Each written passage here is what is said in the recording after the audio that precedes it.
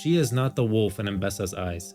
Yet. Still lack the wrath necessary to defeat an enemy like the Rose. And so she begins wrapping the Kanek Rukern around her arm, which absorbs any magic against the person who wears it. But they walk out and Mel sees this new army. And her and Jay struggled against one. Piltover has no chance against an army. And this is probably where Mel starts to understand a little bit more on what LeBlanc meant by this future darker than even the Rune Wars and something that needs to be prevented. And she starts to see her mother as definitely contributing to this coming about. We then flip to the war and you can see Mbessa blocking Hextech shots from Caitlyn with the Kanek Rukern. Piltover loses and Maddie, the Piltovan traitor for Noxus, lines up her shot on Caitlyn. She shoots. Mel doesn't just block the shot, she then puts Maddie in a ball so the bullet just bounces around until it kills her. Mel comes out and she's still trying to stop her mother peacefully. Remember, Mel never wants violence. Even as a child, something she liked about Kino is that, which she states, Kino says war is a failure of statecraft. Mel has always tried diplomacy first. Even when everyone else is trying to fight, Mel is seeking diplomacy. Everyone starts getting involved and they raise these flags, which are basically a sign to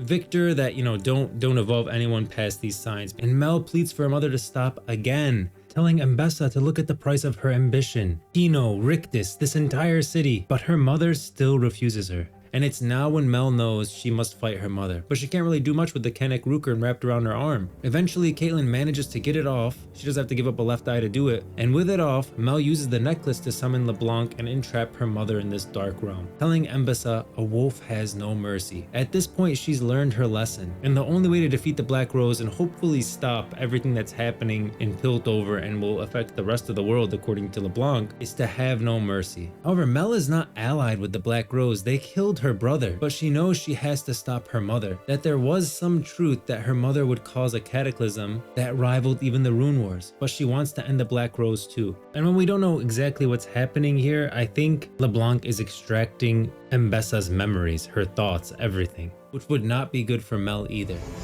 I see your face, deceiver.